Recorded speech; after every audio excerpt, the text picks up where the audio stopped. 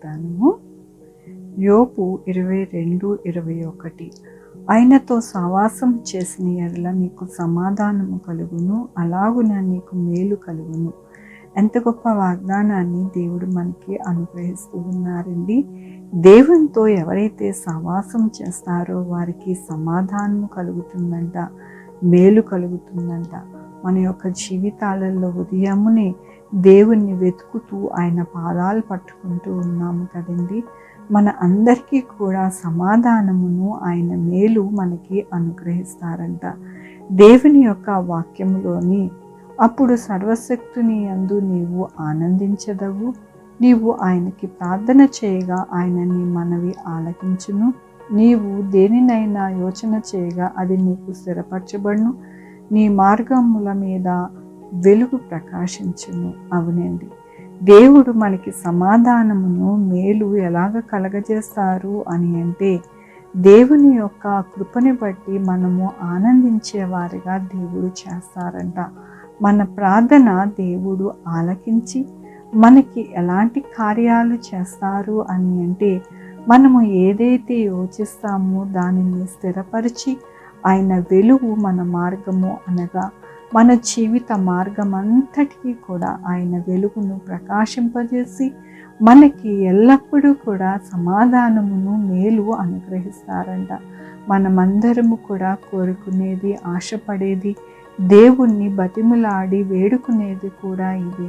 దేవుడు మన ప్రార్థన ఆలకించాలి, మనల్ని ఎల్లప్పుడూ కూడా ఆయన యొక్క కృపలో దాచి నడిపించాలి, ఆయన మన జీవితంలో ఆనందాన్ని అనుగ్రహించాలి, ఎల్లప్పుడూ కూడా మన మార్గం అంతట్లో కూడా ఆయనే మనల్ని నడిపించాలి అని ప్రతి ఒక్కరము కోరుకుంటూ ఉంటాము. దానినే దేవుడు ఈ దినమున బలపరుస్తూ ఉన్నారు.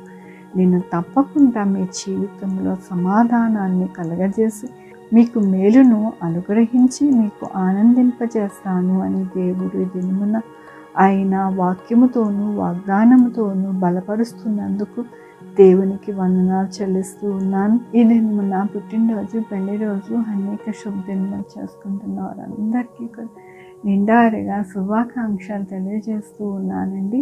మీ జీవితంలో దేవుని యొక్క ఆశీర్వాదము, ఆయన బహుమానము, ఆయన దీవెన, ఆయన ధన్యత ఎల్లప్పుడూ కూడా మీకు అనుగ్రహింపబడిన గాక ప్రార్థించుకున్నామండి.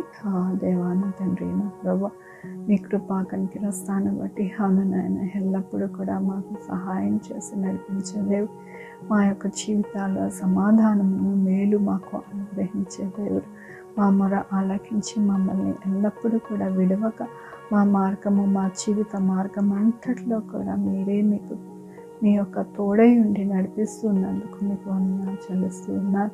ఈ దినము నా పుట్టినరోజు, పెళ్లి రోజు, అనేక శుభదినములు చేసుకుంటున్న వారందరినీ దీవించండి, ఆశీర్వదించండి. నా ప్రభు మా కొరకు ప్రార్థించమన్న వారిని వారి బిడ్డల్ని దీవించండి, ఆశీర్వదించండి. మీ కృపలో భద్రపరచండి, ప్రతి ఒక్క అవసరత తీర్చండి. నా ప్రభు వారి యొక్క ఉద్యోగంలో, వారి ఆరోగ్యంలో, వారి చే పనులు, ఇంకా ఏది కావాలనుకుంటున్నారో అవన్నీ కూడా అనుగ్రహించండి. Sugar, BP, thyroid, heart problem, kidney problem, AIDS, cancer, కణాలు బలహీనత, పరాసిస్, గ్యాస్ట్రిక్ ట్రబుల్, ప్రతి విధమైన అనారోగ్యాన్ని తీసేసి స్వస్థపరచండి. ఆయన స్వస్థపరిచే నేను అన్నారు నా ప్రభు మీ కృపని అనుగ్రహించండి. నా ప్రభు ఎవరికైతే ఉద్యోగాలు లేవు ఉద్యోగాలు తెచ్చి ఉద్యోగాలు పోకుండా సహాయం చేయండి. కాంట్రాక్ట్ పనుల్లోనైనా మీరుండి మంచిగా కాంట్రాక్ట్ దొరకడానికి, మంచిగా బిల్స్ రావడానికి సహాయం చేయండి. నా యొక్క రాష్ట్రంలో ఎటువంటి ఆర్థిక ఇబ్బంది లేకుండా సహాయం చేయండి. 190 దేశంలో మీ యొక్క కృపలో భద్రపరిచి ఎక్కడా కూడా నా ప్రభు యుద్ధాలు కానీ, నాయన ఆర్థిక ఇబ్బంది కానీ, కరోనా కానీ ఏది రాకుండా సహాయం చేయండి. ప్రజలందరూ నాయన సురక్షితంగా జీవించడానికి సహాయం చేయండి. నా ప్రభు నాయన, నా తండ్రి, బిడ్డలైన వారి బిడ్డలు దయచేయండి, బిడ్డలకు సుఖమైన కాన్పులు దయచేయండి. ఆన్లైన్లో చదువుకుంటున్న వారికి, కాంపిటేటివ్ ఎగ్జామ్స్ ప్రిపేర్ అవుతున్న వారికి తోడై ఉండండి. హాస్పిటల్స్లో బిడ్డలకి నా ప్రభు చక్కగా తొలగడానికి సహాయం చేయండి.